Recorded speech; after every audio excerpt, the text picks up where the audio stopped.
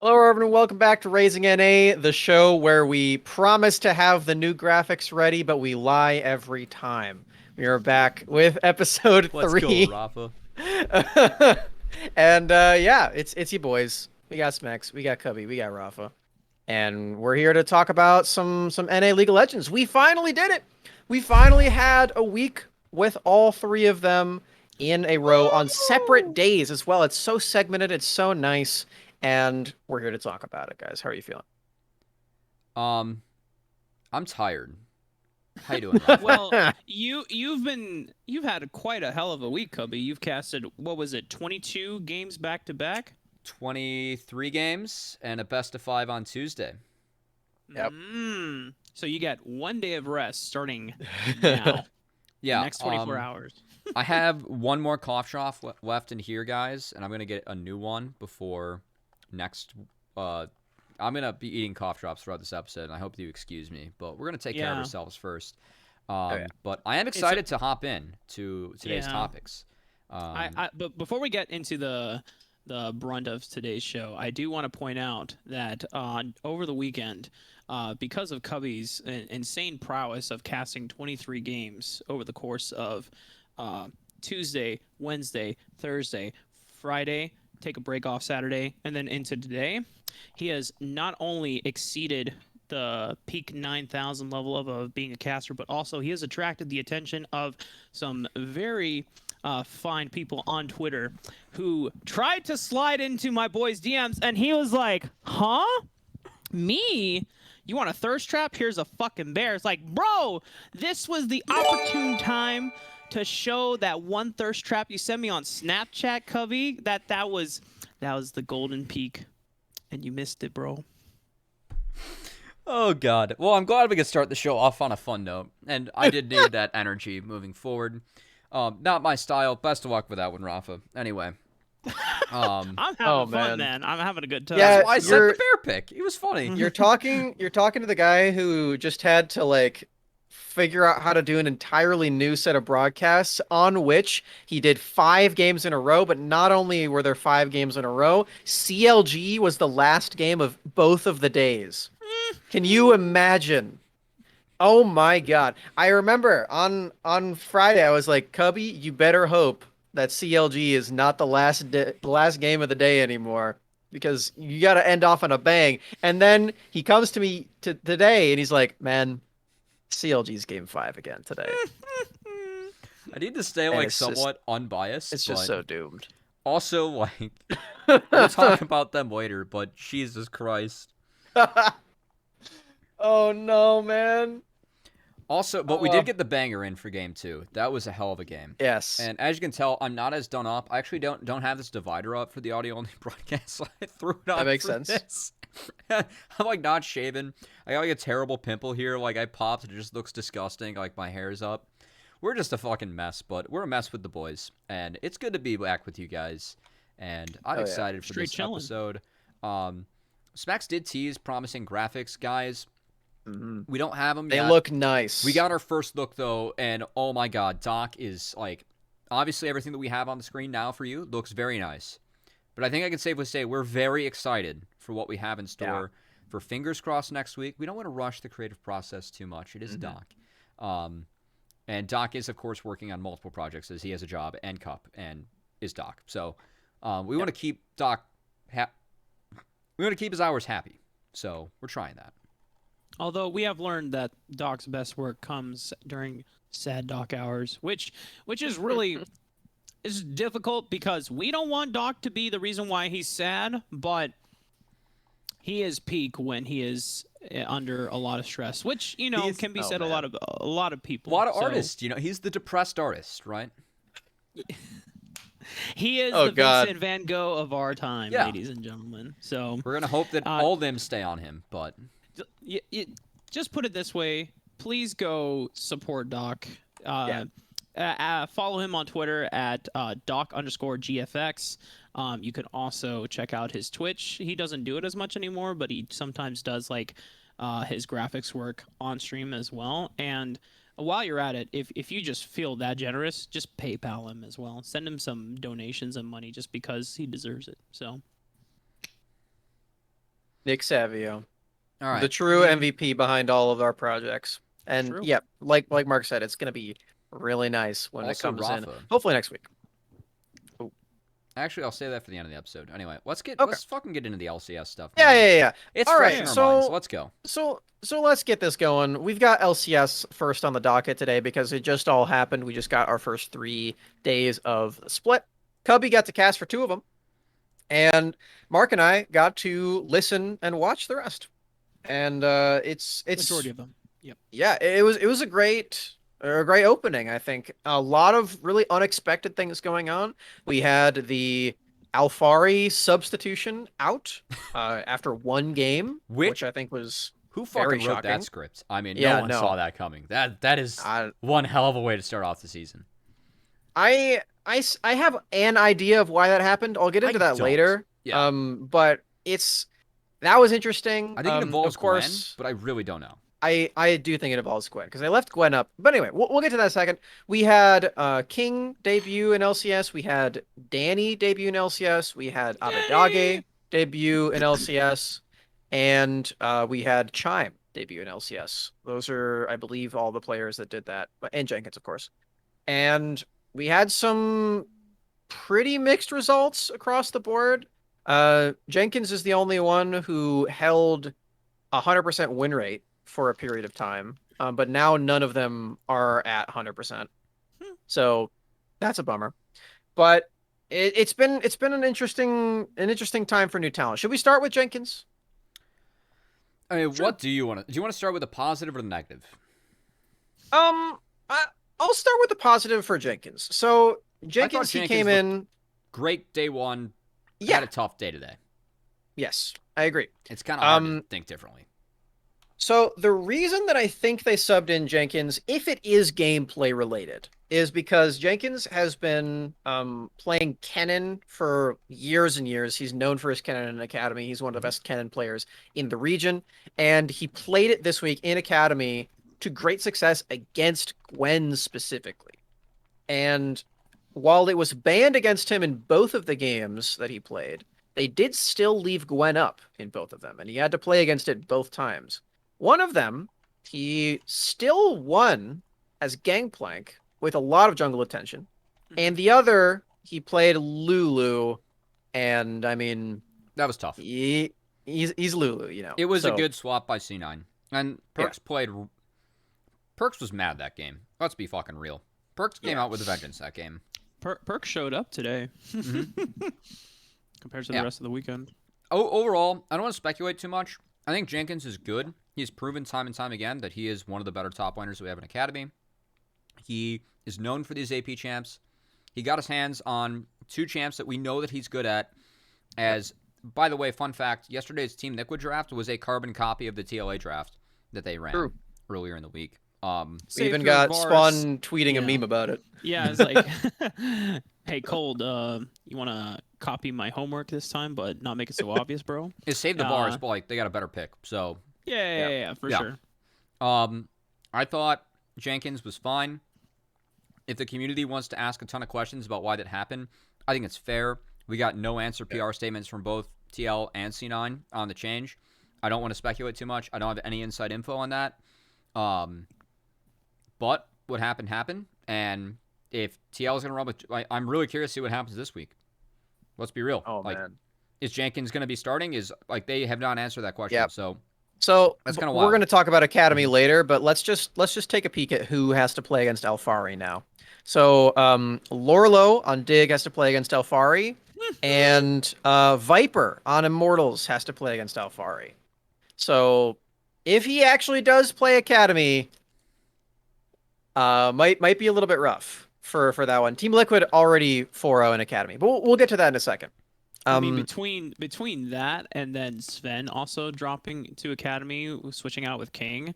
I mean, Academy talent right now are having quite the competition that are coming Yeah. their way. So, I mean, it's one way to really test your strength and prove your individual abilities, right? Because some things that can always falter is if you're just looking at things on an individual basis, but the team synergy might not be as practiced, obviously, because I don't think I've ever seen a situation where Alfari was practicing specifically with the academy squad. He's been there for the main squad since day one when he first Practice with arrived. Armeo. Fair enough. So maybe Armeo just sets up a tent on the top side of the map, call it a day. But as you were saying, Smax. Yeah. So we'll get to the academy situation later, but I think the biggest thing to note is that Jenkins he did perform quite well in the first game.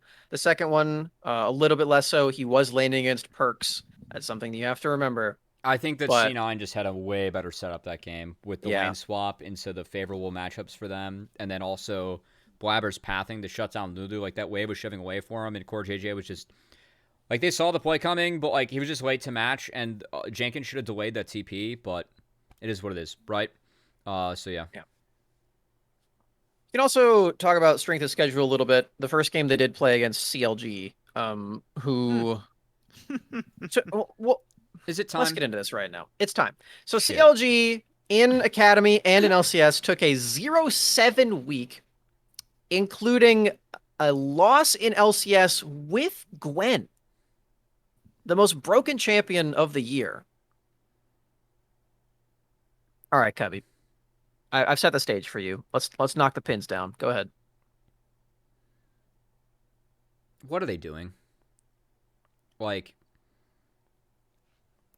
they're 0-7 without, like, in my eyes, like, when I look at their roster, like with LCS and Academy, when I look at the LCS roster, every single player they've had at some point in their career has been a fantastic secondary carry, right?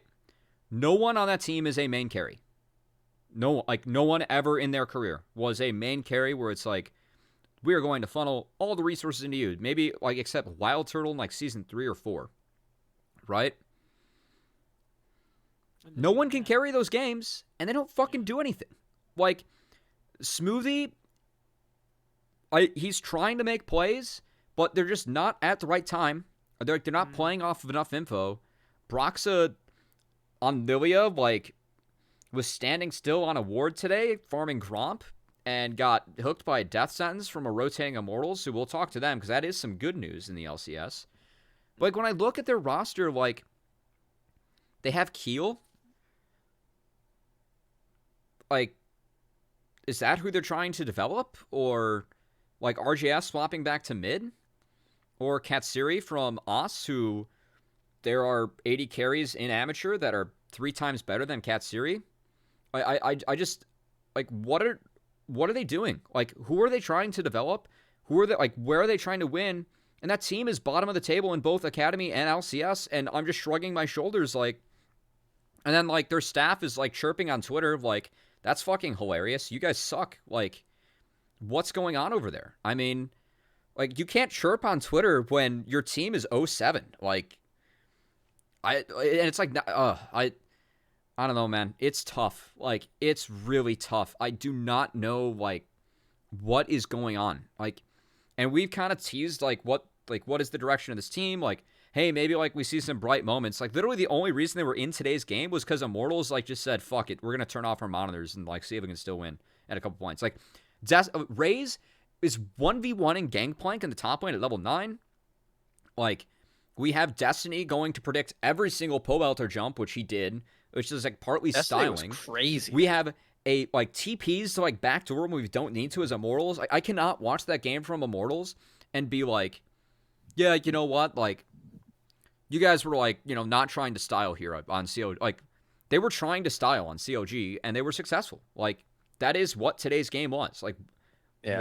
What are they doing? Like, that is where I'm at right now. Like, what is going on with that team? I have no idea what the direction is. Like, who is the developing prospect? Like, I even look at, like, Golden Guardians, right? If you look at their academy team, it's promising. Like, they took 5th, 6th. They promoted Chime. I think that their team in LCS sitting at 1-2. They beat C9, which might have been a Golden Nugget win from a Blaze Olive. And, I mean, props to them, right? I think C9 did throw that game. It's pretty safe to say that. But, like, when I look at that team, even though they're struggling at the bottom of the table, like, you see signs of promise. Yunbi's young. Niles is young. Chime is young. And Chime's doing his best, like, on the stage right now. But, like, when I look at COG, it's like, I don't see any of that. Like, I don't get it. Yeah, they're also about to be overtaken for ninth by Golden Guardians at this rate, with no wins in the summer split so far. And like you said, Cubby, that Golden Guardians win over Cloud9. Which, by the way, as an aside, that game was so funny. The last like push lasted like 7 minutes. It was just fighting for It was 7 minutes. a 3-minute push. It was so funny. Go Ocean Soul KO. Yeah. Yeah. Blaze Olive absolutely smurfed it in that game. But to your point today, yeah, I mean Immortals had already won the game. And I was just sitting here, I had already written it in my notes, like 50 minutes into the game. Okay, Immortals is 3-0. And then I just wait for another 20 or some minutes. I'm like, they do 3-0, right? But it was never, there's never a thought in my mind like, oh yeah, CLG have come back in this one. Like you just see Immortals just running around. Like even that level 1, like I will give IMT some props. Like we've seen Karma Ezreal walk into blue buff late consistently on blue side to try and contest with their level 1 poke. And they like IMT worded that out and had a game plan for it, right? But like you walk back in the lane, you die as Wild Turtle, and Wild Turtle almost fucking saved the game, by the way. He went from 0-2 to 3-2 and 3 with a 3-item Ezreal, and because IMT was trolling, that game actually got interesting for a few minutes. But yeah, it's real scary. I don't see like how was that team like put together? Like who is going to carry on that team? Like they tried to pick up Finn and be like, all right, maybe Finn's gonna be the carry. Finn just got bodied by Jenkins yesterday in his debut on the most OP champ of the game. It is a bad matchup. Yep. Yes, there was jungle intervention, but the other Gwens look significantly better. Gwen is 3-1, I believe. Yes. 4-1. Yeah, it's 3-1. And Fudge, Someday, and Licorice all pretty much solo carried the game. So I don't know. They need some divine intervention at this point. Like, I don't know. Somebody on that team needs to just be the resource carry, I guess. Like they have to pick somebody. Someone needs to light a fire under everyone's ass on that team and like just make something happen, please. Like the game against the opening game for them against FlyQuest was the most depressing shit I've ever seen in my life. Like they had a decent team comp and they just did nothing. Nothing. So and depressing. Gwen Viego's side was just scaled into oblivion. Like yeah. It's a tragedy. And it's a little bit rough too because we're pretty close friends with some of the people on that coaching staff now too. A lot of the people we talk to on the regular. Yeah. Prussian, Miko, Beora. And it looks more and more doomed by the day. Yeah, even had I don't know. Me and Cubby have had really fun and pleasant interactions with their head coach Moon or Galen. And we love Moon. We love Galen. I think like the way he thinks about the game is really insightful and it's thorough. But something's happening like on stage that the results just don't translate. I mean, obviously like it doesn't take us to say that for that to be a revolutionary statement. It's clear now, right? But no one in that building needs us to say anything about how bad this week was. At least I hope not. Right. But they need to do something, man. No, they know. Here's my proposal. I think you get Superfan Kangas into the building, and you get him to do a motivational Braum-esque speach. The morale boost. Yeah, you need some down to earth love, man, and that's what Superfan CLG extraordinaire Kangas can do for you. That aside, they made the choice to pick up their lost talent for Academy. They have to live and die with that decision because for me, unless the players explicitly requested to return back home because they don't like it there anymore, I'm still very against orgs picking up Oceania talent. And unless if the player also expressed mutual feelings of wanting to return home, then I hate picking up Oceania talent flying them out over here, having them move, and then being like, "Nah, you're not what we want anyway," and they just send them back home. Yeah. I think that is something that we can talk a little bit more about when we get to the academy Sure. spot. But okay, I- Raafaa, I think you great. might have somebody disagreeing with you in the call. That's great and wholesome, and I appreciate that. But your job's to win. You are on a competitive team in an organization. Your job is to win. And those are talents that we've seen be developed for many years. And I think that I know like what they're going to get out of those talents. Katsuri was getting crushed by other ADs in amateur, man. It's true. They didn't even make it through UGP. And like I know like the CLG staff said, like when we talked to them, they're like, we decided not to make anyone go home like after a split because like we want to keep them. That's great. Whatever. But like your job's also to win. And IMT, they got Viper and Anda. I think pound for pound, that's an upgrade, and that academy team's going to look a lot better this split. Sure. CLG could have made changes as well. They decided not to, and they started off 0-7. So hopefully having everyone in the same building for the split, maybe that changes things as we go. But man, they look terrible. They look like the worst team in the LCS and academy. Yeah. Yeah. Hope that they can turn it around, but for now it's definitely looking pretty doomed. But we have some positive stuff to talk about. If we're done with CLG here, let's move on to the teams that really impressed us this week. And those two are TSM Immortals. and Immortals. Immortals. Let's do Immortals first. Dude, okay. I know that Immortals, it's a weak schedule. But 100 Thieves got some quality wins and looked good. And they spanked 100 Thieves. Yeah. And Xerxes won Player of the Week. He had a 33 KDA Rumble in 2 games. And this guy in the jungle looks revitalized this split. Much I think to Smax's dismay. Small. Yeah. I'm not dismayed about it. I just... okay, before we get into that, I'm just excited about Anda. I think Anda deserves an LCS spot. Good for Xerxes, okay? I'm not upset about it. But like Cubby's saying here, his Rumble looked really good. His Udyr looked really good. It feels like this like jungle meta, with that Rumble especially, is suiting him He's known a for lot AP better. junglers. He has been forever. Yeah. Like, think back to UOL. Like, that team looks good. Like, they're playing good league right now. They're playing as a team.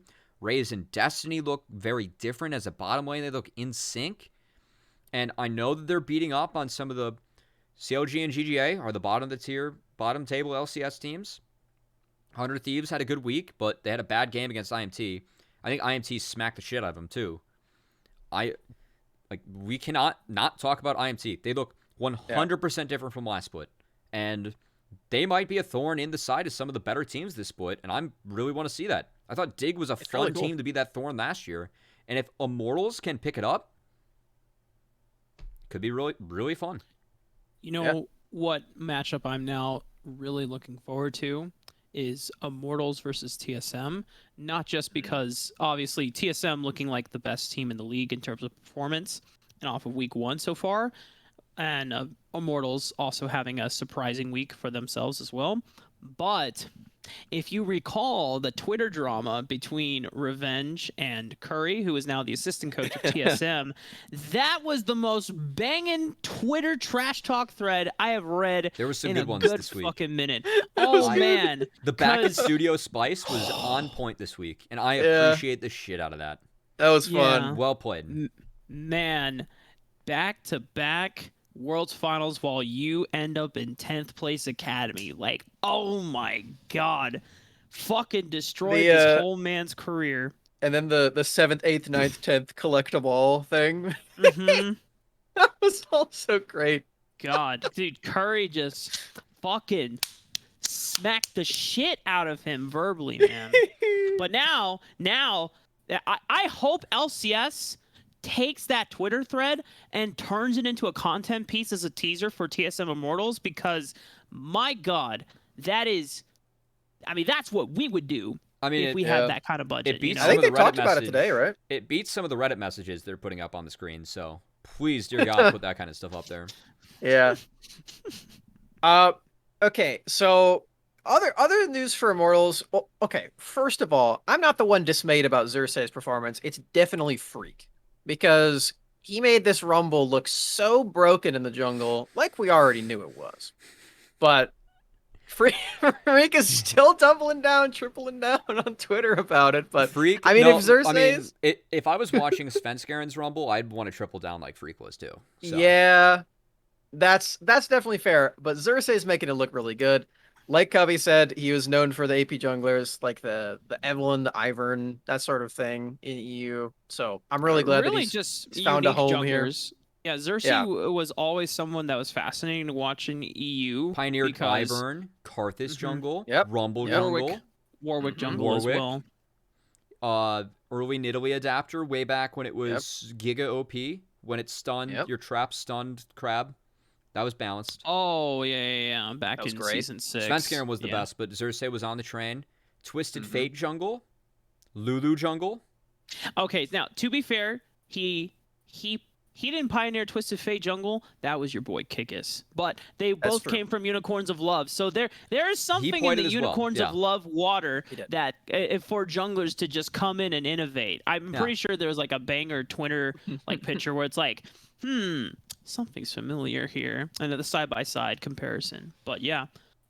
Xerxes always someone that innovated in the jungle. Udyr, Xerxes he innovated is the sick. Udyr. Yep. Xerxes is very cool. He deserved Player of the Week. Great for him. I do want to talk about the bot lane though for this team because, like Cubby was getting at in the CLG game, Destiny was fucking styling on everybody, man. Yeah, man. He looked so good That in guy that was living game. in Poe Belter's head. It was insane. It was so insane. I was flabbergasted, man. Dude, if I played a single game of Thresh like that, you guys are never going to hear the end of it. I'm just going to like post clips of it every single day of my life. Like, look, I am just better than you guys. The at best League of one Legends. was Look at like this. caught. It was off cam too, where he found Lee Sin on the Raptor camp, and he absolutely just totally shut him down. Like, It was dude, gross. yeah, he saved his team from throwing that game. Quite frankly, It was like, so gross. He actually did. Like, some of the Wild lanterns as Turtle well. might have ended the game. Oh my Yeah. god. And I'm so impressed by that game from Destiny. And he and Raze, like you said, the strength of schedule is not all like that impressive, but I think these two have Fun really good league. shown some improvement. And yeah, exactly. I think their improvement has looked really good because I think there was a case to be made last split for them as like one of the worst bot laners in the league, bot lane pairs. I think Stixay Newbie didn't look super impressive, I thought so Destiny maybe they're was in that conversation. pretty poor last split, Yeah, exactly. but he had a really good But week. they look really good this week. Yeah, he had a really good I'm week. curious what you guys think about it. Well, He had a really good week. That's what I think. Yeah. But I want to see them play better teams, but 100 Thieves Yeah. win is like what kind of is on the train. Like, they would have beat, FlyQuest, CLG, GG. It's like, whatever. They played the bottom of the table, but I thought 100 Thieves looked pretty good in the other two games this week, but Mortal shit, Yeah. stomped shit out of them. So, yeah. I think for me, like 100 Thieves, like it's good that they look good, but considering they made not only the Abadage switch, but also bringing in Reaper as well for a coaching switch as well, specifically for the intent of we want to go to Worlds. We want to be one of the top 3 representatives. And so, if that's the goal, then, we can say, okay, good start so far. I can't really say like, oh my gosh, this is promising, right? Just... Abadage only played Karma. And that just like wasn't in his pool for the past Honestly, man, year or so. I think Karma is being way slept on this patch with how she's being used. Yeah. And I'm really It's happy very that 100 strong. Thieves are on it. Because think I've it's been been pitching slept this on as for a the past soft few counter into patches. Rumble and Morgana for the last, like, even in the MSI patch. No one was fucking playing it. And 100 Thieves breaking out. It's 2 for 3. And the first game was a disaster. Like, Immortals had a great 3-wave setup. That game was just blown out of proportion, like, bad. Right off the bat, right? The other 2 games, though, they slammed C9. And then they slammed today in Dig. Like, it's pretty good. It's Mhm. good. I don't want to spend any time on Dignitas because Dignitas are exactly the team that I thought they were. and I'm excited about that. And that's it. Yeah. Woo! Let's move to the other 3-0 team then. So Yeah. we also have to address TSM, FTX, LOL, LCS. They did it. Do They got the you 3-0. really have to say TSM FTX when they LCS and Valorant both said that no, you can't put the FTX in your name? I think it's I think okay it's funny, so I'm gonna say it. All right. Well, they They look like definitely raised their TSM FPX this week. Ooh. FPX. Ooh. that's quite Very that's nice. quite a TSM's ambitious comparison. TSM had the worst early game out of all the top teams in the last split. It was disaster. They had some disastrous early games against the better teams. It was not the case this week. They got quality wins this week with good early games. And the one game they had to go mid to late, yes, they botched the one fight that Tactical just went insane. And I'm still a little bit worried about lost against top tier 80 carries. But besides that, I think TSM look like the strongest team in the league. Off week 1. They look really good. They're playing good league. Yep. I have no qualms with that statement. I think Same that here. I think C9 are what I mean C9 would have been the number one, right? But they did not have a very strong week at all. I mean we could move to that. Do we have any other things to say about TSM? I think they just looked really good. Like I don't have a lot there. But I think it's the way they look good. Like the fact that their early games sucked and their early games were good this week. That is a big deal for me. Everything except for the early game before was pretty fine too, and I mean it got them to the third. It was right? exceptional. They're the best late game team in the league. Like their late game is exceptional. Yes.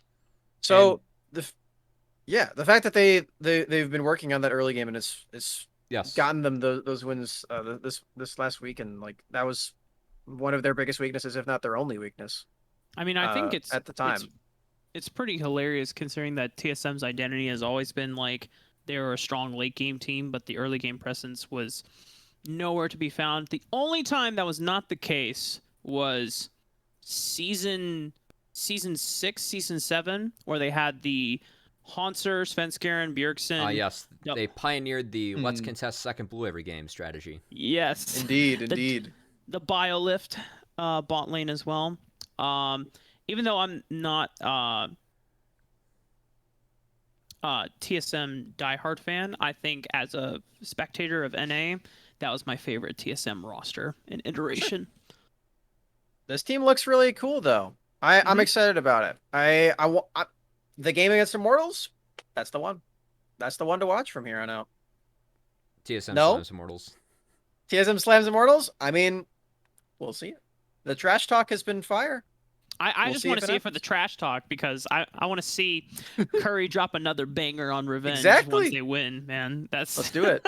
That's all I want to see. Or if in the off chance Immortals beat TSM, I can't even like dream of the fire that Revenge is going to just spew all over Curry. I want to see Curry's just gonna have to be like, shit. I want to see TSM C9. I think TSM C9 are still the two best teams in the league. C9 had a rough start, but to me, like they're still the team to beat. I think the team doesn't change with King at all, and they had Perks just decided to counter troll first 2 games, and then he got mad. So. What's your take on the memes about subbing in copy? There's memes. There've been a lot of them. Yeah, because people have been memeing it about the blabber situation, or not the blabber one, the Sven King Alfari one. Oh, and like, okay. Alfari is the multi-million-dollar Team Liquid person. Let's take out Perks too and see what happens. You'd have to smoke some real good kush to get on that train. I mean, people on Twitter, they're going at it. People on Twitter are on that good. That's some fucking copium right there. Called.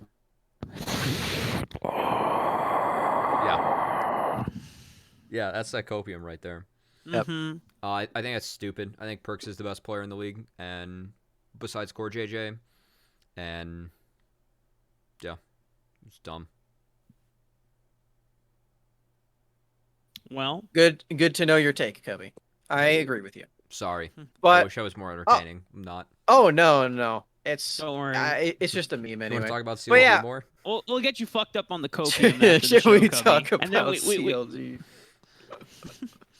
I think we're done talking about CLG for the day. I'm gonna cut you off. Probably for Let's the see. best. What else have we got? We've got FlyQuest. FlyQuest, actually, you know what?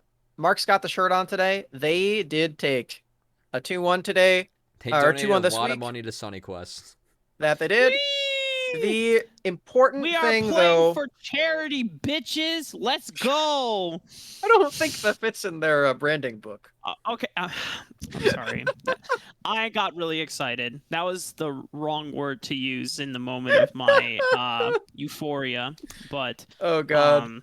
yeah, we are donating a lot of money, and by we I mean they. I have a FlyQuest jersey on. Cloud9 is still my favorite, but I love FlyQuest for everything about the brand and the whole identity of what they stand for. So It is great. that Dimitri that, did the that being, math, by the way, on the donations. I don't appreciate remember what that. it is, but you I can saw look at that. it on Alk Battery's Twitter.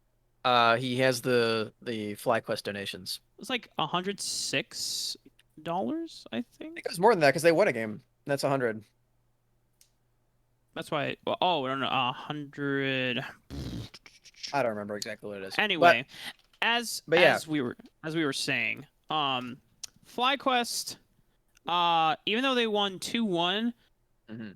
as Jose Dioda, or as true fans say, Jose de Woo, mentioned in their interview that even though they won today, it didn't really feel like a deserved win because Well, they I think both teams were kind of depressed after that game.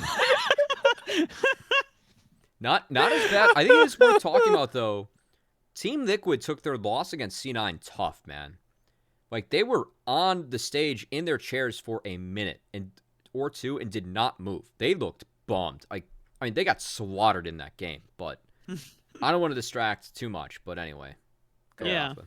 No, but yeah, I mean, like FlyQuest, look okay, like middle of the pack, struggling struggling to close out a game against CLG probably is not the best look that you want and at Evil this point. Geniuses. Well, I mean, The game was 53 minutes. it was 53 minutes, but I'd rather struggle to close a game out against Evil Geniuses than against CLG at this point. So, That's true, but But also the way that Immortals was struggling to close, or are you talking about FlyQuest? yeah. FlyQuest But and like the Evil they were Geniuses game. they were giga scaling. Like they don't lose that game ever once it goes past the 30-minute mark. Against EG? No, against CLG. Oh, okay. They had the fucking Gwen Viego Silas. Like That's true. the game's over. Like Yeah, Are I we mean thinking that about was the just same the game? most. Yes. Yeah, the I thought Jose Dioda played Lee Sin today. no, I'm comparing it to their day one Yeah. against CLG. I'm I'm okay. saying that like the Okay. fact they didn't close Today- that out is fine because their comp scaled to oblivion and they were playing it correctly. They were playing Oh, slow. sure. Yeah, Sure, that's fine. yeah. But no, today is Let's- a decent point. Yeah, today. Let's talk about today because that game. we'll just touch on FlyQuest and Evil Geniuses right here. That was the most fun gold graph I've ever seen, by the way. It That was super amazing. cool. Emily Yeah. tweeted it. Yeah. But oh my god, that game just it fueled the NA hatred for another like week and a half, I think. I think everyone is just gonna look at that and be like, "Oh my god, NA is such a clown Fiesta region. It's But, so like, bad." Ha ha ha. That's the wrong For another take. week and a half. For me, that is the wrong take. Like, yes, that game was a fiesta, but you get those games the LPL a lot. And people just like, because it's NA, like they just embrace the facts like, oh, like, you know. Yeah. There were some decent moments in that game from each team. There were some terrible moments from each team in that game. For me, the fact that EG was in that game, honestly, is pretty concerning because I thought that FlyQuest, like, severely outscaled EG. Like, the fact that EG had any business winning, like, being in that game to me is bad. Wukong into that comp is, like, god tier. Like, Yeah, I agree. So I'm kind of concerned if I'm FlyQuest still. Yeah, they gave up what? Elder, Baron, inhibitors, Nexus turrets, half of their Nexus health. And if it was Oh my close. God. I bet It was so close. Yeah. Anyone trying to actually VOD review that game should probably stop. I'm not doing that. No. I will not be doing that. Hey, I'll save my Raafaa, mental. what is your take though on FlyQuest as you are wearing the shirt and you did want to hit up on them? Like I said, I think they're still like gelling together as a squad, right? I think Jose Dioto is settling into his identity on the team. I mean, the reason why he was brought into the first place is because he is this early game catalyst that just sets the pace for any type of snowball that FlyQuest want to garner. And now we're moving into a meta of junglers where it really fits more of what Jose Dioto's natural playstyle. I think the Udyr Hekra meta was like, I mean, I know you get the farm a lot, but man, it like cripples. Dude, that guy's Lee Sin early today was holy shit. And that's why the disappointment was on his face in the interview, because it's like, if I have an early game on Lee Sin like that, the game should be over in 20 minutes, and it took fucking forever to close out. So it's like, you know why it took forever to close out? It's fucking Cubby. Danny's Samira. Yeah, no, dude, Danny's Samira was. I know they lost, but dude, that kid he's gonna be just okay. I feel good about that. He's gonna be just okay. I am still certain that he will be winning Rookie of the Split. Who else is up for that award, by the way? Well, depends on how long Jenkins and King stay in. Actually, does King count? Yeah. I don't know if King counts. No, he counts. He hasn't played in LCS before. He's played in OS. Oh, true. I don't know if King counts, but Jenkins would count. He's won a lot in OS. Sure. I don't think he would count. But it'd be Danny and Jenkins. As of right now, anyway. I think Danny's going to be just A-okay, and if I'm EG, I just hit Jizuke on the head a few times and say, what are you doing with those gold leads? And then... Chime as well. Yeah. Chime, yeah. Bad. Jizuke had absurd gold leads and through the first 2 days, and today was a back-and-forth game, but... 14 minutes and 30 seconds, you have Kraken Slayer, Phantom Dancer on Tristana, and then you lose. That... Yeah. Yeah. I know that Diggs comp's like good in what EG had, but... Yeah. Right.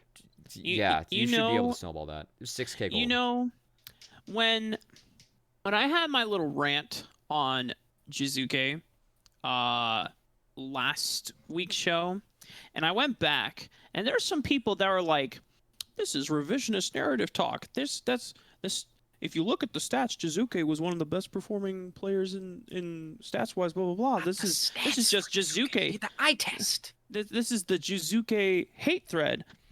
And I look back and it's like, well, it is true. Jizuke in some games has some of the highest damage per minute, has some of the highest CS per minute, but that also fluctuates with games where he also has the highest deaths among any other mid laner in the LCS.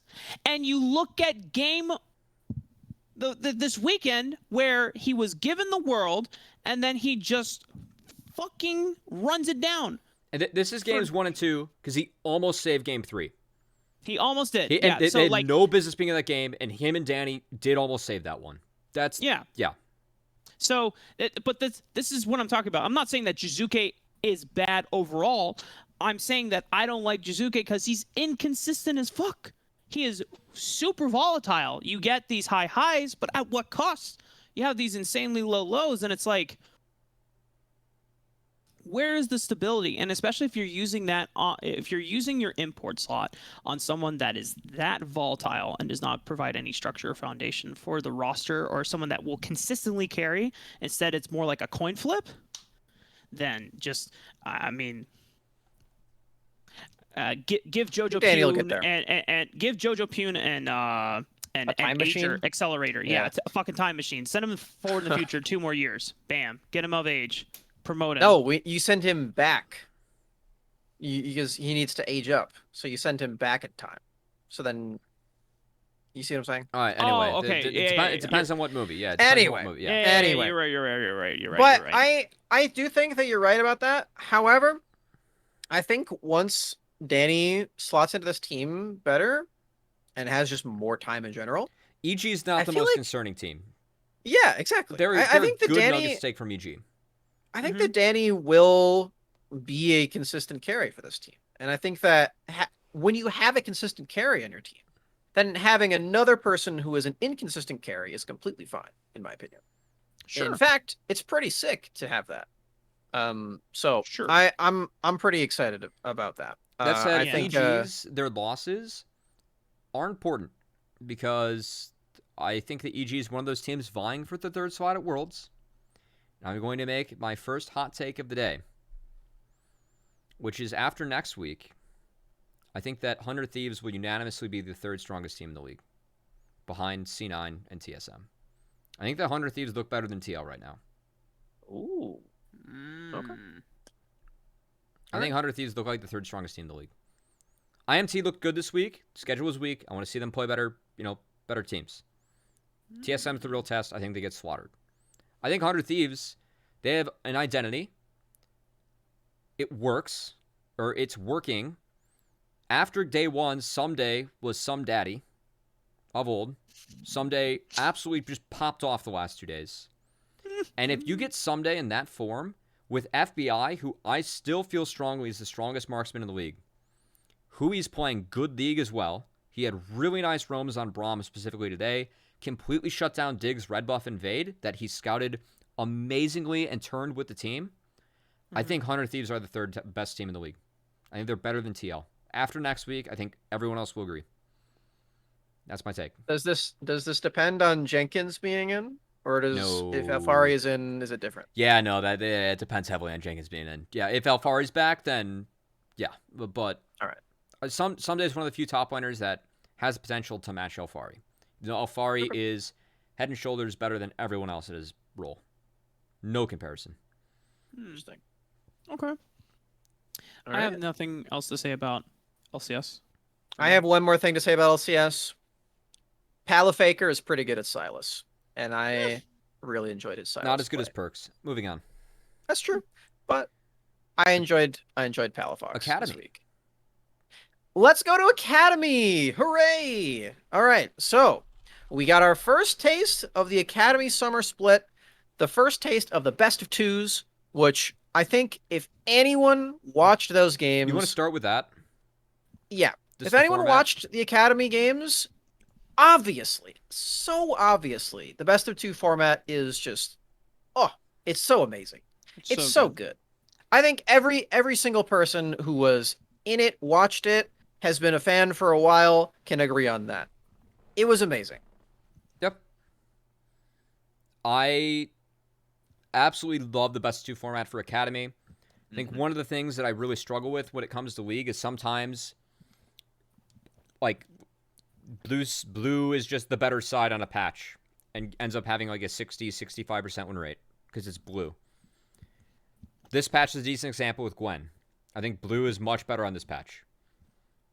Best of two. One game on each side. Because it's not the highest level of play, I personally don't give a fuck if teams tie.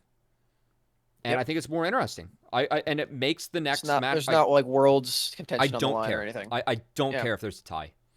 And I just am so happy these guys get more reps and 4 times more games. And every single one of them that we interviewed felt the same way. Yeah. And it was that's really good. Great. That is fantastic. I am also I'm pretty pleased with just like this is gonna sound weird, but the results were very pleasing to me. Like even outside of the games, Please explain. I think that the results are pretty accurate, even just after playing two teams for each of them. Like if you look at the standings, after playing 4 games for each team, Yeah, they've ended up is the only team out of place for me.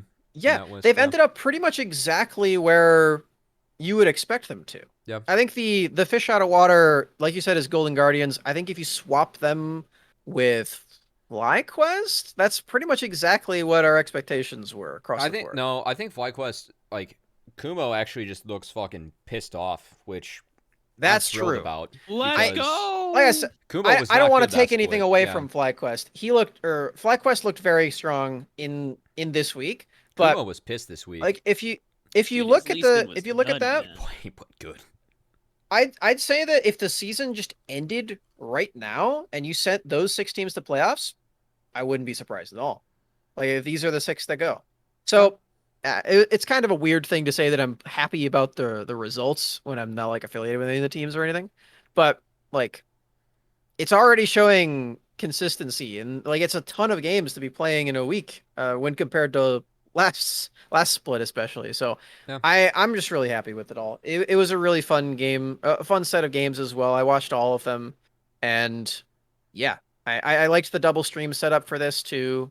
I think it's It was just fine. really cool.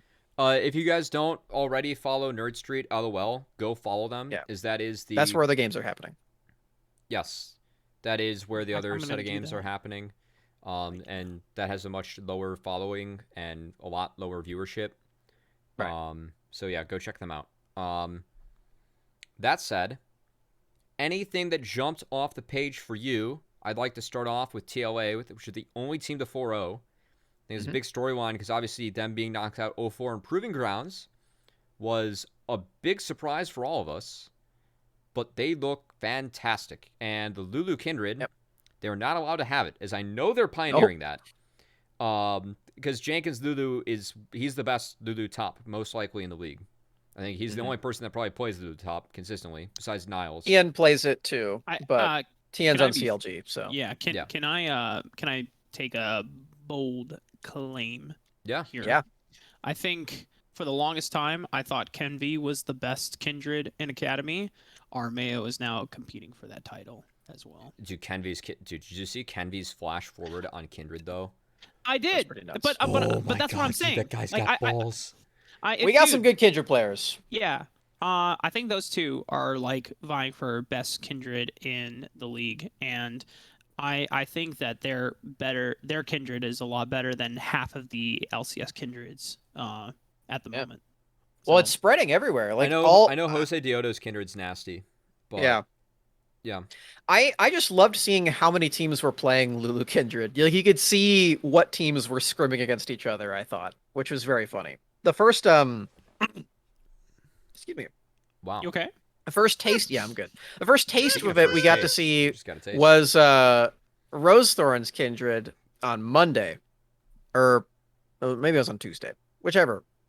Where he played Kindred in 2 of the games against Zeus. They actually lost all of their games against Zeus. We're gonna get to that later. But yeah, we're like, oh, Lulu Kindred. And then I remember like a lot of people in the Twitch chat, I was looking, a lot of people were like, why are they picking Lulu Kindred? This is so terrible. And then you get into the Academy games and it's just stomping everyone. Like, this is like, I don't know. Twitch chat just being dumb. That's the joke. Yeah. The other thing too, I think the other thing that was super cool from this past week, I know I mentioned Lulu Kindred for Team Liquid. I had a dyslexic moment, and he did not play Kindred this past week. But you know what he did play? He played Trundle, which I thought was cool Trundle. because They play Trundle. when I saw that come out, I was like, wow, we're going right for a very deep pocket pick just to fuck over the Olaf. But I think Trundle, I don't know if it's this patch that just went live or It's the with upcoming Sunder. patch. It's Sunder. He's not Yeah. bad. Sure. I'm also talking about the 60% slow that's supposed to be coming on his pillar. That's fucking Also, nice. rank 1, I it's think way higher, and I think that's They live. that already exists, right? Yeah. Once you max it out, it's already at 60. That's why I was Other wondering one's if it tweeting was about it already already. live, if Yeah. it was already live, or if it was for It next is. patch. But yeah, Trundle looks really cool, and he does really well into certain matchups. Yeah, we in got the to see early it game. top lane a game, by the way. This is again going out of order, but Chim played it top lane against AoE this week. It was not very very cool. impactful, but it did press R on a Scion. Yep. So, But yeah, that was there. Okay. My hot take for Academy is that Tenacity and Kenvi, I think this meta is much better for them. And they came out of the gates hot with 100 Thieves Academy. Oh my god, they did.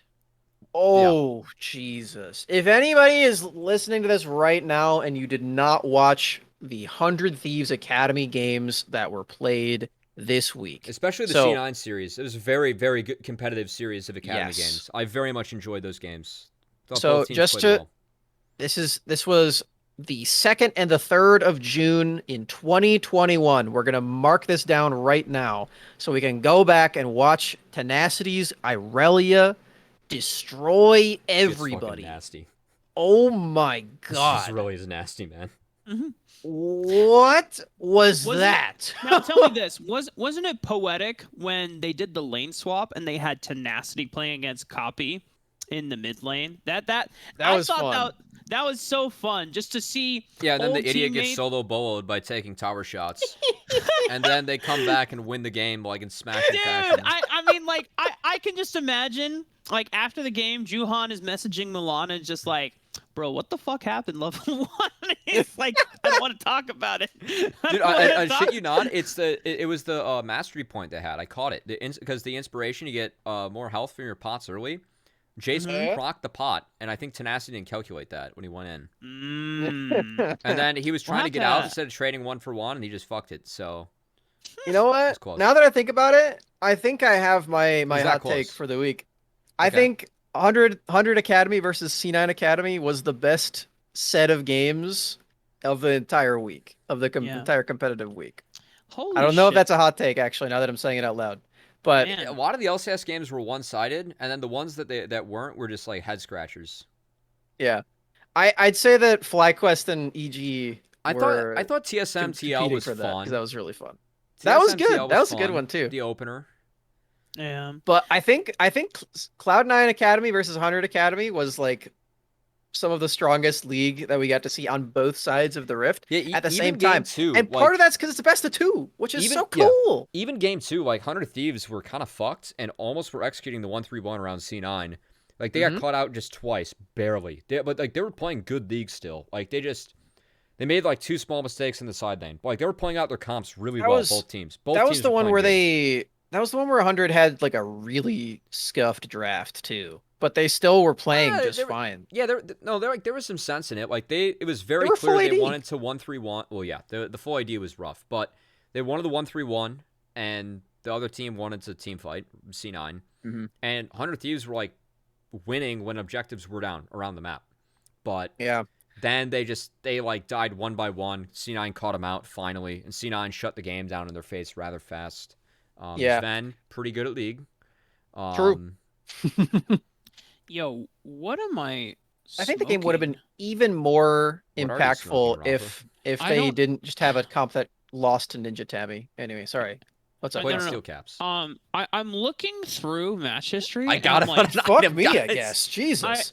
I got about an 'Cause item. No, I'm kidding. I got totally psyched out by the fact, I don't know why. In my head, I sincerely believed that Armeo played Kindred this past week.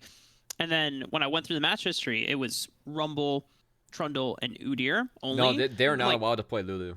It's that Lulu was banned against them every game, I think. right, and that's what I'm seeing right now. But I'm thinking like, but I know there was someone else apart from Kevin that played Kindred this past week, and I'm like, I'm rattling through my head, and I can't pull up the match history, so I'm trying to like go off of memory alone. Like, who else played Kindred and did well with it? That's what I'm. Let me tell you, as it was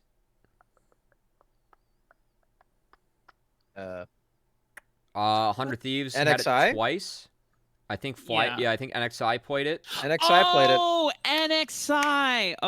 Okay. Well, that makes sense. I mean, both former 100 Thieves junglers, both playing Kindred from Also, Next. Viper's 80 ping Lee Sin kick, pog as shit. Yo. He had a lot of That them. was funny. Also, I do want to shout out Yasui, who after because we knew that Viper was playing on high ping. Jensen shared it with me. He gave me permission to share it on broadcast. I was on both the IMT games. Viper had a really tough play in game 1 against GGA on Lee Sin that was not good. And Yasui, class act, in the chat said the guy's playing on 80 ping, go easy, because chat was flaming the shit out of him. And then it became like this like really funny meme. So shout out to Yasui. Did not need to do that, but that was very classy. in the chat, like what, Twitch chat or? Yeah, like Yeah, in in Twitch Twitch chat said he was the first guy that was like, "Lee Sin's on 80 ping, don't flame him." Like Vipers in Canada, Yep. right? We were bringing it up on the chat, like in the, like the cast. Like I brought it up. Yep. Like Gotcha. he had People two didn't flame him after egregious that. Lee Sin plays, like mechanically, but Yeah. that champ's tough to play in 80 ping. And guess what? He fucking did it. He won the team. He yeah. won his team the game with that kick. It was nasty. You could see him getting used to the ping in the game. Mhm. It was pretty awesome, actually. We actually saw a lot of fun junglers this past week. Apart from the Rumble and the Udyr, I know it's weird like to say like, man, Rumble's not fun anymore. It's like, well, not when it's being picked every single game and it crowds out all the other ones. But The Diana answer into it was cool. yeah, well, so Got to like see that a few times. there's no more Morgana picks anymore. That champ sucks now. Yay.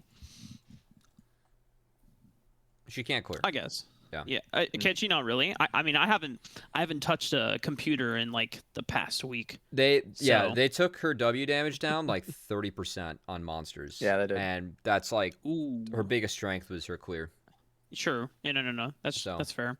Yeah, she can't clear. But yeah, all the Dianas have been super fun to watch. Yeah. I know there are some Diana games from, I want to say, El Contracto.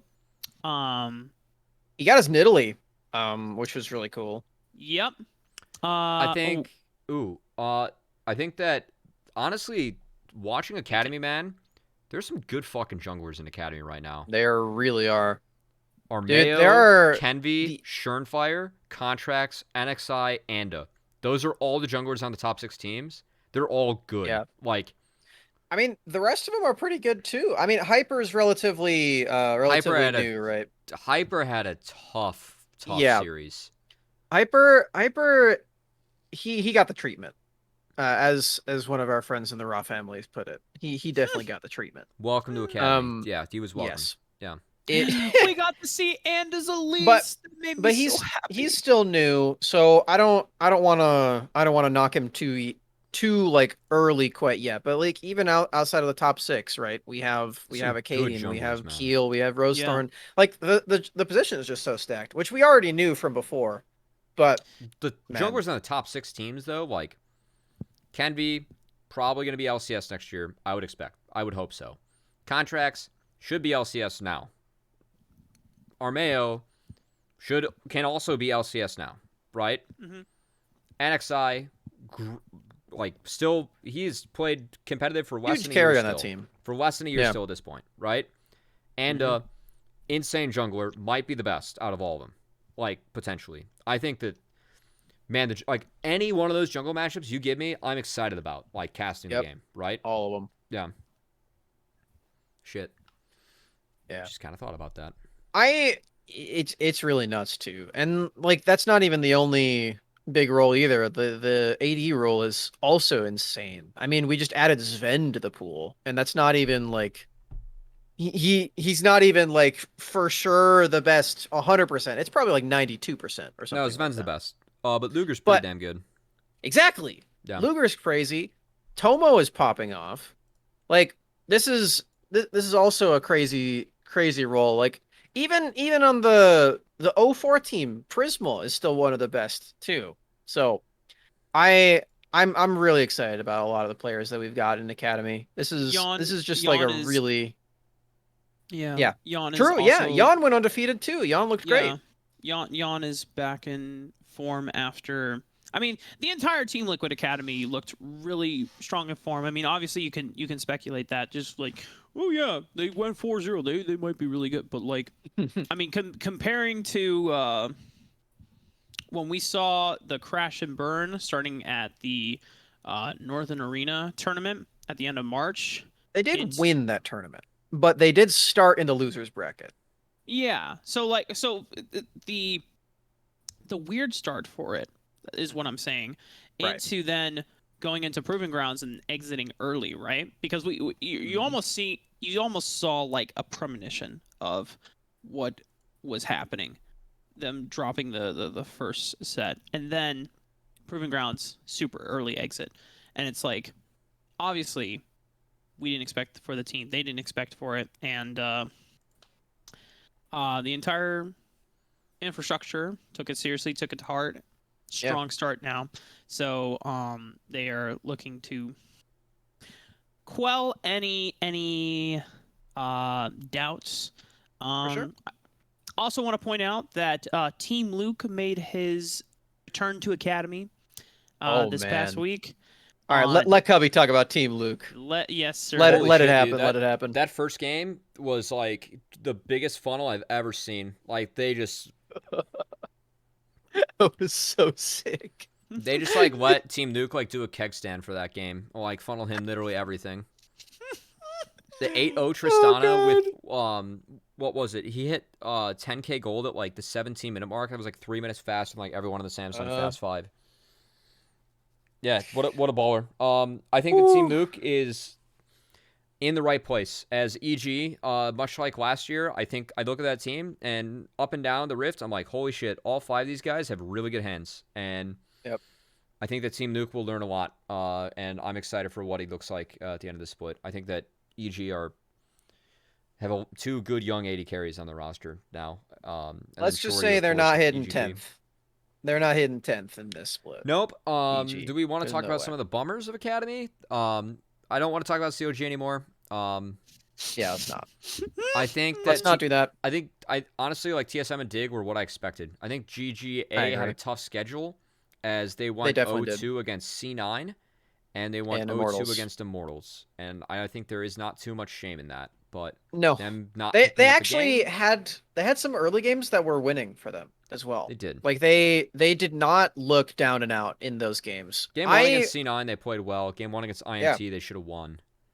I posted my predictions on Twitter. You could see them if you go look. I did have GGA losing 0-4 this week, but they looked good in the game still. Like even as they were losing. Like you said, Cubby, they should have won game 1 and they were close to even, and they were in winning situations in the Cloud9 series as well, which is a really big step for them. And not to mention they just added 2 new players to this team too. So I still have high hopes for GGA. I think that they will very easily be rising above the CLG, the TSM, the Dignitas very soon.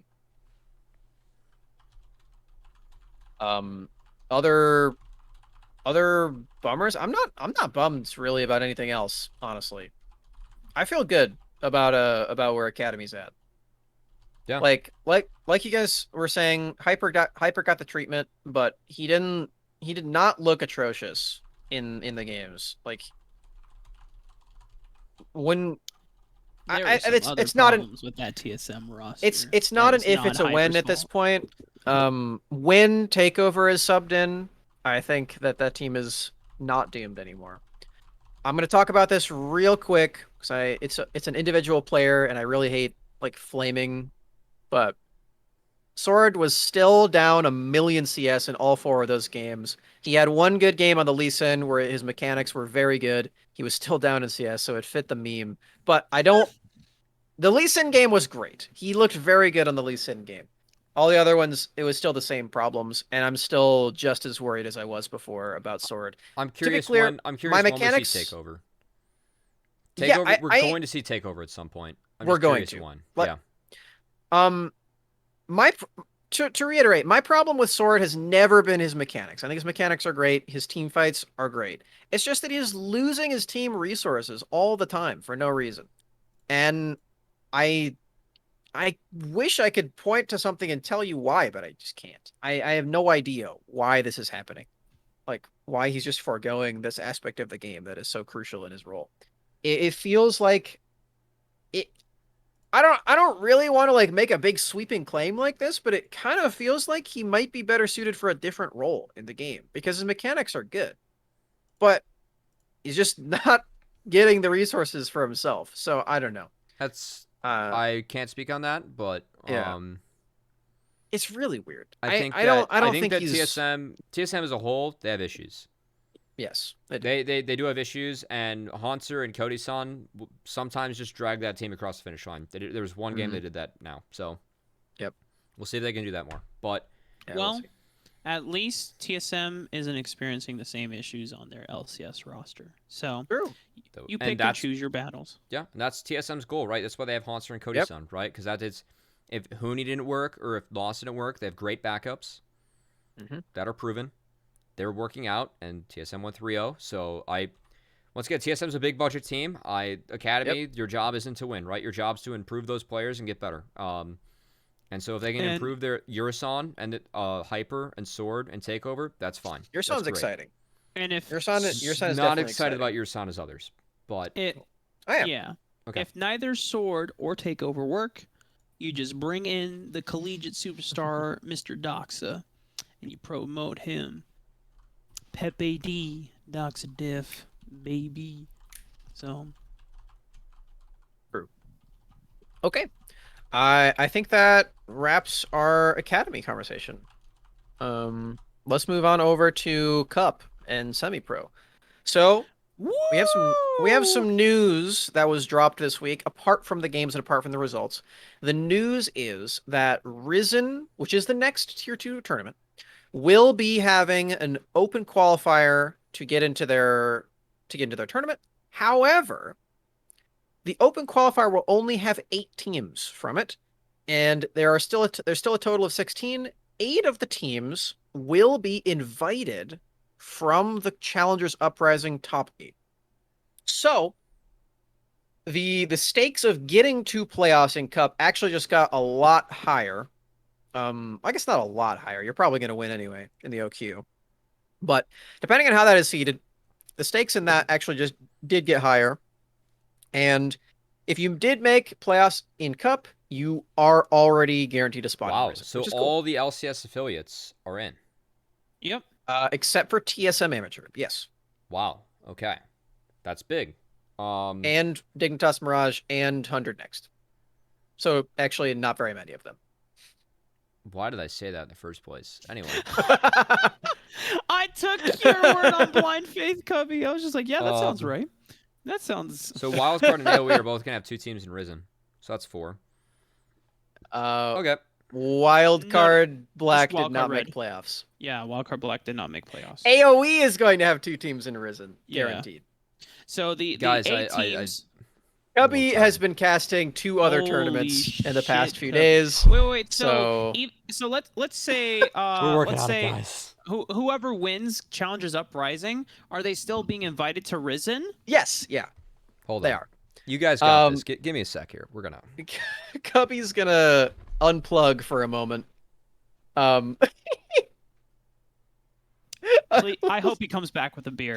I think it's time that he busts out a beer with the boys. Yeah, no, I bet he's getting a Red Bull. I can't have beer in this house, or else I would have had beers before this. But did you get a Red Bull? Is that what that is? Is it a Red Bull? Yeah. Cheers. Yep. Let's go. All the LCS affiliates are in. Oh yeah. It's actually Don't worry, guys. That's the copium kicking in. Oh yeah, LCS affiliates.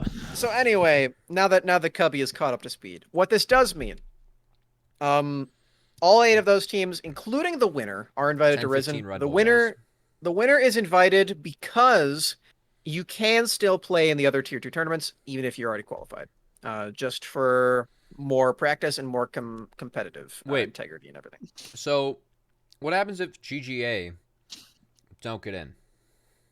Or, don't accept the invite? Then it is given to one of the teams that placed third in their group. How do they decide that? I haven't asked the details yet.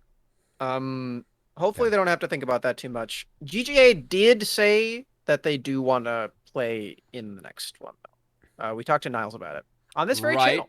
But we don't know if they're in yet. I don't know. Yeah. So that's something. Yeah. That's something that happens if any other Academy teams want to play in Risen. They have to play in the OQ. And EGP might have, or EGL might have a OQ still. We don't know if it's. About it. Yeah. They are thinking about it. Yeah. Yeah. We're pretty in the dark about what the third T2 is going to look like. But one thing's for certain about that, actually. There is a week of downtime between Cup and Risen. Mm-hmm. So, next Monday, so a week from tomorrow, if you're watching this live, there's a week off of games, and that's where the OQ will happen. There is not a week off between Risen and the third tier two. There's not a week off there. So that's something to keep in mind. Anyway, all of that out of the way, let's talk about the actual games that happened. We had the AoE Civil War. We had Golden Guardians Academy versus Zoos. We had Cloud9 Amateur versus Resolve. And we also had Wildcard Red versus Evil Geniuses Prodigies. We're going to talk about the playoff games that happened. We're going to skip over round 3. So, Yeah, the group was not many surprises there. Oh, Yeah. there was Supernova lost. That was a big one. also there was a really fun series between EGP and TSM Amateur. Yes. That was really fun. Other than that, though, we're just going to talk about the quarterfinals. Let's get into the most surprising one right away, and that is AoE Randoms taking an upset over the main AoE team. This is the most interesting thing that happened in Cup this week for sure. Guys, the Red Bull is kicking in. I am feeling all sorts of things right now. Yeah, that's great. Do you want me to At join you, buddy? 11:30. No, PM. we're good. All right, which one do we want to start with? Let's start with AoE. Yeah, AoE. Yeah. Okay, that So- series was so close to being a 3-1 for the AoE main team. It was there in one game. AoE Random stole a Baron, bought them another 5 minutes of time to scale, and they ended up winning. Another game, AoE Randoms lived with 2 members under 200 HP in a 30-minute fight under their bot lane inhibitor turret. And if AoE main team literally auto-attack one more time as a Tristana, they get the resets, and I think they might win the fight. And that would have won them the game. It was a fucking close series. It was a banger series. Like, every single game was really, really, really fun. But it was very, very close. And so I think highly of AoE randoms, but, like, this doesn't make me think super, like, doesn't really change my opinion on AoE. I still think Dark Wings is insane. But, like, the randoms won. Congrats to them. I do not think they win a game in the next series, in the next best of 5. But they won. They make top 4. Good shit. But if Zoos show up the way they did against GGA, yeah. I'm just saying, Yeah. Cubby, if AoE randoms for every game that they win in tomorrow's best of 5, that's going to be another banger from Incon. Just completely fucking lighting a fire into your ass and taking that clip there. So I'm embrace it just at this pointing it point. out right now so that hopefully someone clips it, and then if AoE randoms show up, that we get some awesome content for the timeline. Just tag us for the clout, and you can find me all Yeah. you want. That's fine. Yep. Yeah. Oh, Incon. What a Twitter fiend. That series is going to be fun. Like you said, Cubby, I think Zeus is very clearly favored in that one. They're probably going to make it to the finals. And for more on that, let's talk about Zeus versus Golden Guardians Academy, in which Zeus 3-0 stomped them. All right. Oh my god. It was a 3-0. Whoa! But game 1 for me is like fucking null. That was 5-0 across all 3 lanes at the 4:30 mark, and that was an FF'er. Yes. That said,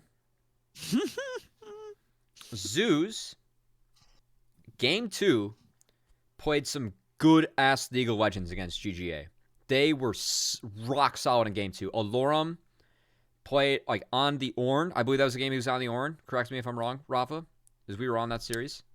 Yeah, I am verifying for His Ornn and the way that Zeus, that's like the Zeus that I wanted to see, right? With their ability to front to back with this roster.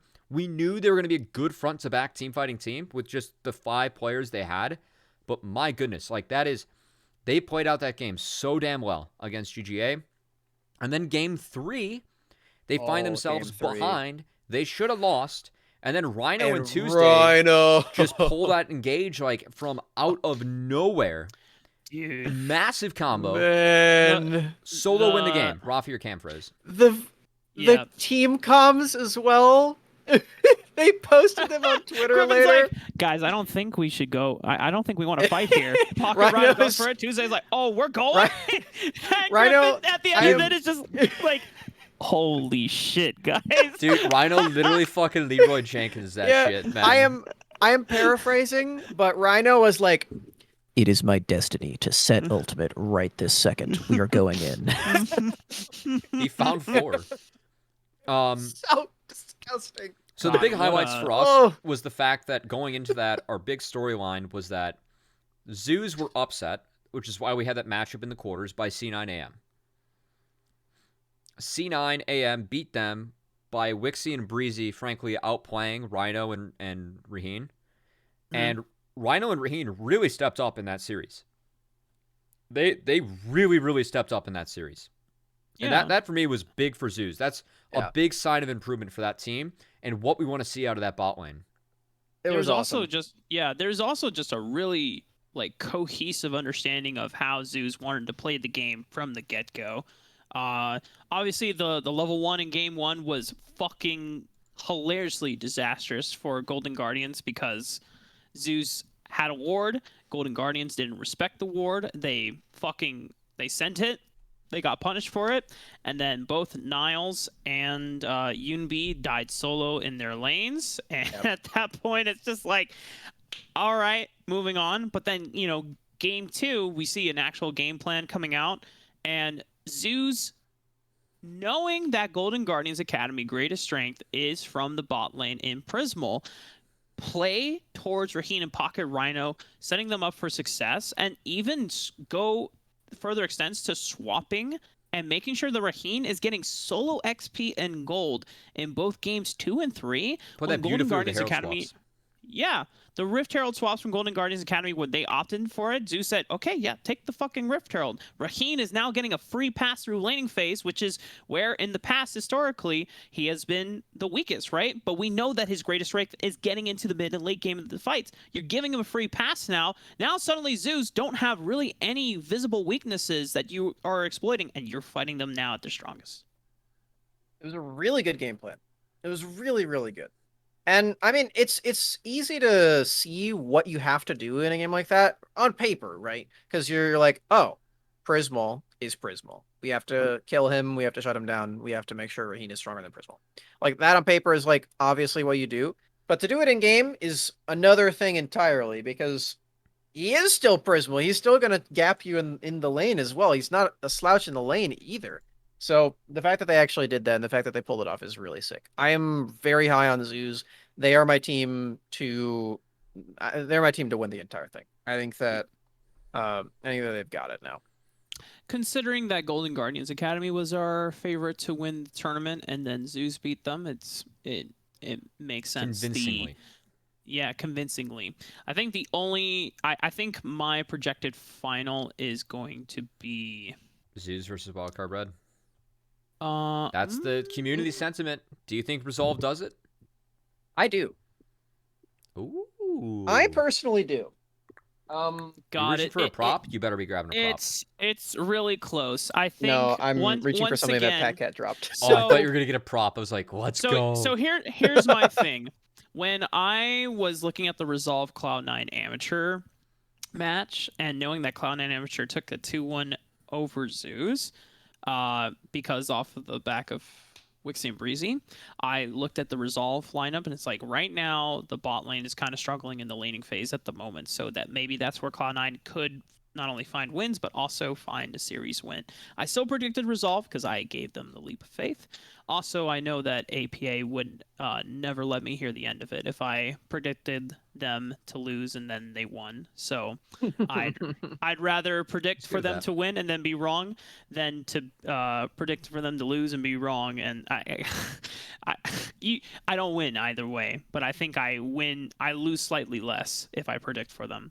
Anyway, that being said, I might do that. I think I will predict for Resolve to win again, because even though Aerodaption is going to be I alone here in saying that Wildcard Red's gonna 3-2? Yes. So well, okay. if you say 3-2, I can agree with that. I think this is going to be a 3-2 series, and either team could win. So, I'm going Resolve 3-1. all right, you are fucking crazy. I'm But- going to So- prediction Judas Resolve once again. And So stab them in here the is back for why. 3-2 for Wildcard Red. Well, Cubby, last time they won when you were a snake to them. So, for Resolve fans in the chat, maybe it looks like you have to be a snake again. I'm just saying, though, if any Resolve boys are listening to this right now, for some reason, Cubby is in the Resolve 2021 Summer Discord here. I don't know how you guys are letting him exist in there. So I think you gotta get the admin to kick him out for being a snake change again. my name to Prediction Judas or kick me. It's fine. Oh, you can just change his name to Snake or Fake. Yep, that'll be good. All right. Anyway. So, okay, here's why I think the Resolve have a pretty good edge in that series. So, I'll take you back on a journey through the spring split of Proving Grounds, where we got to watch Barrage versus Sola Fide so many times. And every single time, you went the distance. Every time in the League Who Must Not Be Named, in Challengers Uprising, in the other series that they played, I think. Risen. I don't know. In Risen. Exactly. Semis. That series banged. That was really good. Yeah, the series. Yeah, that was banger. 4 NA. So, with all of that being said, those series were always very close, and it had mixed results every time. One day Sola Fide got it, one day Barrage got it, and it was great. When I look at Wildcard Red, I see some of the same players that we got to see on Sola Fide. This is true. However, for me personally, I would say you're gonna make me that change my fucking prediction. For me personally, I would say that Tuesday's a stronger player than Bradley right now. I would say that Zazel is a stronger player than Daption. I think everyone would say that. No offense to Daption. It's Zazel. And I would say that Arrow is still slightly of a mystery. I would say he's probably stronger than Apollo in my mind right now. But I don't think that's enough to make up for the lack of Zazel and the lack of Tuesday. And with that being said, the only player that's different for Resolve is Array for Gorica. Do I think that Gorica is stronger than Array right now? I do. I do think that Gorica has shown some really sick clutch mechanics, and I think that Gorica is overall a stronger player right now. Do I think that it's that big of a difference? No. I think Array is still phenomenal. With that being said, I think that Resolve come into this favored based on those past results against a couple of the Wildcard Red members, and because they've already beaten what I would consider to be a stronger version of that team. So I think that it's 3-1. You think that C9 is a stronger version than Wildcard Red? No, I think that Sola Fide is a stronger version of Wildcard Yeah, Red. the thing is that Resolve's not playing as well as Barrage was back then. This is not as good of a meta for Resolve. That's true. Yeah. That is very true. Now, the things that I will give Resolve is I think that PCL is playing out of his goddamn mind. Yeah. You guys go watch the last series against C9. PCL he's built different so far this season. PCL is playing some damn good league. Yeah. I was definitely ready to jump on that as well. The biggest difference in between spring and summer right now is that Pie Cake Lord has evolved from... Dude, his Lee Sin is good. Yeah. He plays set into Lee Sin and wins the matchup consistently against Speedo, who I think is a decent Lee Sin. Aatrox is still crazy. His Wukong is still crazy. Aatrox isn't really meta, but his Wukong's good, and it's meta. Mm-hmm. Pie Cake Lord, I haven't seen him play this well since, like... I mean, I never saw Pie Cake Lord play when he was playing in Academy for TSM, but I imagine that in order to get into that roster at the time, he had to play some pretty damn good League of Legends. So this is, for me... The point is that he's doing really well right now. Yeah, this is a revitalization of Pie, and compared to Spring, when his laning phase and his performance was extremely volatile, you didn't know what you were going to get, and so you were depending more on the Fan playing towards the bottom half of the map. The fact that now Fan is playing more towards the top half of the map, it is awesome to see. And like we said when we were making our Mobalytics tier list for last week, there are a ton of strong top laners playing in Challengers Uprising and overall in Proving Grounds. But many of them, the strongest ones, are also ones that, aren't really listed as prospects in our minds. Right. Piecake is probably the strongest top laner that is a prospect to go back to Academy at this point. Yeah. He looks amazing. I'm really high on Resolve. I think that, like I said, I think they're favored against Wildcard Red. I don't even think Wildcard Red is a bad team. I think that they're going to put up a fight, but okay. Yeah, I still think it's going to be a 3-2. They're not favored against Wildcard Red. I think they are. They're not favored against Wildcard Red. Okay. We'll see. Community sentiment, not favored against Wildcard Red. Your sentiment, they might be.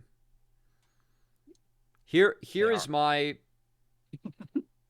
pitch for why I think Wildcard Red 3-2s, which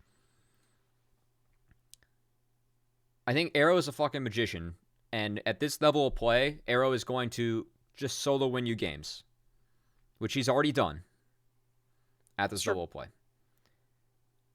I think that when we see Resolve / Barrage at their best, is their team fighting. I think that the things that I like about this is I think that even though Dokla is one of those top laners who we think is actually, has LCS experience, I think Dokla's been playing very poorly from what I've seen so far in Cup. He has not had a good tournament. Winston, though, is playing much, much, much, much, much better. Him and Bradley look much, much more in sync. I think that Winston has really stepped it up. And he snuck in the back half of my top prospects list while he was missing in yours for a reason. I think that he looks good on Rumble. That is a big key. Fnatic also is a good Rumble. It's going to be a highly contested pick. I think the biggest part that I like is I think that PCL can maybe neutralize Dokla, which he's done in the past. And I think that APA's crackhead champion pool is good into what Bradley is going to throw at him. But I don't think it's enough to stop Arrow. Okay. Here's my question. And that's why I'm giving Arrow the X factor, and I'm giving Wildcard Red. I think they're favored. If you don't, you can think that Resolve's going to win, but if you don't look at what the pen to paper is for rosters and how Wildcard Red have played and their record coming into this game, you can't tell me that Resolve is favored. You can think they're going to win, but they're not favored going into this. They're definitely underdogs. Yeah. Sure. I think it's going to be a 3-2 regardless. I think this match will be insanely close. And when you look at some of the players on Wildcard Red, the individual gap and the volatility of what you can get in terms of this dude can actually just 1v9 the game. You have that existing on Wildcard Red. Whereas on Resolve, I think it takes two of those people to achieve the same effect. I think Fan can 1v9, but I think that Winston will not get gapped by Fan in this meta. I think that it'll be a little bit closer. I think it'll be closer. And that was the biggest key about Barrage and the Soul Fide, was that every single time they won, Fnatic just fucking straight up gapped Winston, and it wasn't close. And I don't think that happens this time. I think that other members of Resolve are going to have to step up. And if they do, they do, but I'm favoring Wildcard. I think Wildcard, pound for pound, is playing a little bit more consistent around the map. Here's my last question, though, before we move on to eventually saying Zeus, who they face against in the finals. Does Wildcard Red respect the A-Soul now that it's back in the pool? Or back in... I should say that now that APA is confident in bringing it out again, now that it's fitting. He found a build. Mm-hmm. Yeah. So I think the better question is, what don't they respect ban? Because a lot of things you have to respect ban on the side of Wildcard. You have the A-Soul, you have the Xerath apparently that we have still yet to see. I think that there are a lot of respect bans. You have to throw a lot of respect bans at Wildcard too. You have a Kali, you have Gwen, right, yeah. You have a Felios. Not to mention the fact that if you're Cubby, Gwen is not a respect ban. Gwen is just it is against Bradley. Wildcard is going to ban Gwen on a red. Okay. I mean, I wouldn't be surprised if they have something planned for it, but I'm kind of curious, like, what they end up leaving up or what kind of game plan they have into something like Rumble. I think that Rumble right now is like the really meta-defining pick that's getting through. I'm really curious seeing answers that teams have because a lot of teams have different answers. I think that with APA's champ pool, they might have something, a couple things unique up their sleeve. So yeah. Yeah, I think so too. But it's going to be a fun series. I think it's the much more entertaining series. I'm glad that we're streaming it. It's going to be a lot of fun. Yeah. Mm-hmm. No, it's going to be insanely very hype. Just to speak on that and kind of remind people at home, if you don't know what the kind of like two answers into Rumble, it's not necessarily champion specific, but it's just two ways. One, you pick something that scales up just as hard as Rumble or potentially outscales it, which is why we're seeing like Karthus and Fiddlesticks as answers. Because Rumble's not going to invade you. Rumble's not going to try and fuck with you in your jungle. He wants the power to 6. You get the power to 6. So that's one avenue. The other is to just say, we're going to fuck Rumble over and make sure he doesn't actually get to 6, or we're going to make sure he has a bad time, which is why we're seeing things like the Elise from Anda, the Lee Sin from multiple junglers, the Kindred from a few players as well. Diana's the big one, actually. Yeah. Diana, like, after you hit 6, and if you see Rumble and Rumble doesn't have flash, Rumble fucking dies. Like, it's... Like, and then also the Kindred Lulu, like, you just absorb Rumble ult. In LCS, we're seeing the Karma in response to absorb it with Mantra E, which, by the way, I've been pitching for a long-ass time. Thank you, LCS teams, for listening. Everybody bow down to Cubby. Yes, I will take brownie points on that one. I've been pitching that for a couple months, and my collegiate team was playing it before. So, anyway. But I think it's what my pitch is? Everyone has different answers, and it actually makes this a pretty fun meta. I think it's a fun meta seeing how you answer Rumble. My pitch into Rumble is not Karma mid. I think Karma mid's getting to it. But Galio mid. Galio mid, I think, is the answer to Rumble. Because you have your Galio ultimate, which gives your entire team a magic damage shield when the equalizer drops. And then, boom, they can't fight on the equalizer, and you just negate the equalizer for yourself. Okay. Rumble, the champion, is negated by Galio. Yeah, how do you play Galio, though, into AD mids, though? In this No. And also, if I see Galio in draft, I'm telling my mid laner, you're playing fucking Rumble. And I'm just going to play Rumble into Galio and melt the shit out of that thing for the entire entire lane phase. Mark is right. You just pick Lucian to do it. Or Set. You pick or Lucian, Set, Lee Sin. You have Viego, you just save Yone. your mid laner R5. That's what you do. God, and then, that is... I'm actually... I want to see if we see some Yone from Wildcard Red. Yone's pretty sick. We've been seeing some. Okay. I didn't expect the answer to my Galio hypothesis to be so easy and so quick, but I guess because it fucking sucks. Right. Well, you know, we'll keep on at it after you. This ends. We'll keep on at it after this ends. I'm sorry, Smax. I don't get to flame you that often. It's out of love. Raafaa had one beer and he's feeling spicy. Actually, it's not even beer, guys. You think I was drinking beer? I don't have beer in this. It was cream soda. So ooh, look at you, buddy. Right. Happy Sunday. All right. Anyway, yeah. Any closing thoughts or words? I think that Zeus' favored. Tune into Cup. Okay. Tune into Cup. We are starting the semifinals tomorrow. It's probably going to be on AOE's stream. It's going to be on the Academy stream, and then the finals are happening on Tuesday. Do we leak it now? Leak what? Oh yeah. Oh no. We leak it now? The three of us are tri-casting the Cup finals, everybody. Yeah, man. It's going to be fun. We got to get a practice run in tomorrow, but... We do. Unless this counts as the practice run, which I don't think... If a tri-cast sounded like this, we probably would not be allowed to do that again. And so, maybe not. But yeah, we're doing it. Yeah. We're tri-casting the Cup finals, everybody. It is going to be insanely poetic to go from Season 1, the three of us as the Cup Deskers, to tri-casting the finals for Season 3. It's going to be fun. Yeah, we still need to do a practice run because we want to make sure that we fucking smash it out of the park and we give the series justice. But we are insanely excited. We're so fucking elated to be like doing this. So I may get emotional on Tuesday before or after the show. So just heads Or up during. warning. Why not During both? is not off the table. It's During happened is- before. Oh, fuck. Yeah.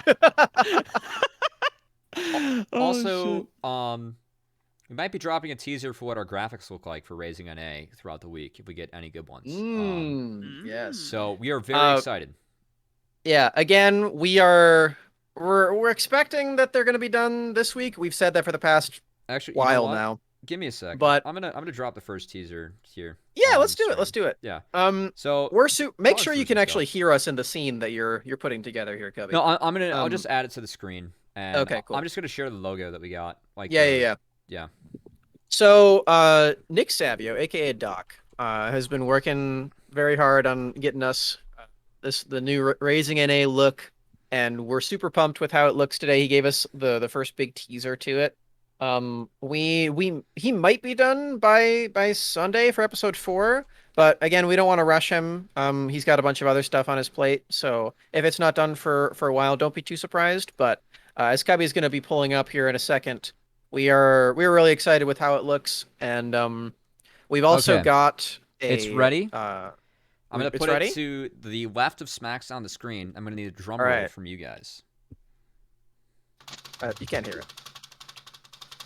You still can't hear it. Boom. It's up. So yeah, that'll kind of be Oh. the tease of the new look. There it is. Yeah. So it's gonna be a lot of fun. Thankfully, producer Cubby will not have to work with that. That'll be producer Lauren. Yeah, we're yeah. gonna have Lauren. He's gonna be a part of the show. Oh shit! You'll be able to hear it's him. over here. Fuck. Oh yeah, it is. It is right there. So yeah, it looks really cool. But yeah, we're super pumped with it. We're gonna have a song as well, a new song. We really love the Proving Grounds Pod song, which was made by Raafaa. So we had our music intern come back to do the Raising an A1 too. It sounds great. And yeah, the feel of the show is going to be a little bit different than these first few have been. We just really wanted to get this out and like started with It was the time. beginning of the summer split for all of you. But you're actually going to be seeing what Raising an A is going to be in its essence starting whenever we're done with the graphics and whenever we can get everything set up. So we're super pumped to show you guys all of that. Thank you so much for tuning into the first 3 episodes as well. If you've done that, we really do appreciate it. We just wanted to talk about all the League of Legends before we were truly ready to get the show started. So, thank you so much. Do you guys have any closing thoughts on episode 3? That sounds wonderful. Thanks for anyone that's tuning in to this point. Follow us at the Proving Grounds Pod on all platforms, including YouTube, Twitch. Twitch is P Grounds Pod, or no, Twitch is here. Twitter's P Grounds Pod. And then we're also on Apple and Spotify. We will have the value episode out soon on YouTube. I had trouble uploading that, and we're going to be promoting that tomorrow. It's out everywhere else, though. It's out everywhere else, and then this will be out tonight as well.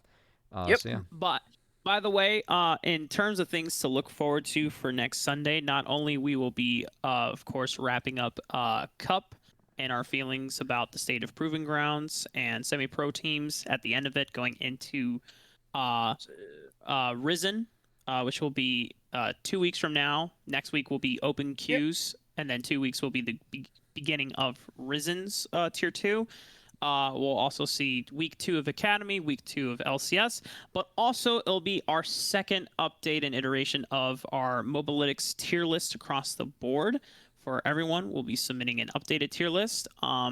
Cubby, I expect you to pay some fucking respect to Gene this time around on your list. Put him third. Well, put him Darkwings third, is the but best prospect. I'm sorry. Anyway, Gotta put him first. I'm just saying you're making Tuesday cry in the corner, man. You're breaking his heart. So Darkwings is a beast. Gene is Jean. Yeah, as well. Mark. It's Jean. Anyway, we've been going on too long. Thanks so much for joining us tonight. Yeah. It's been an Thank you so absolute much. blast. Sebastian. Yeah, Cubby said all the audio platforms and everything. But this has been episode 3 of Raising NA. We'll see you all next week, same time, Sunday, 10 p.m. And I think this time Cubby won't have just casted 5 LCS games, so he won't be as gassed. So it'll be great. Bye!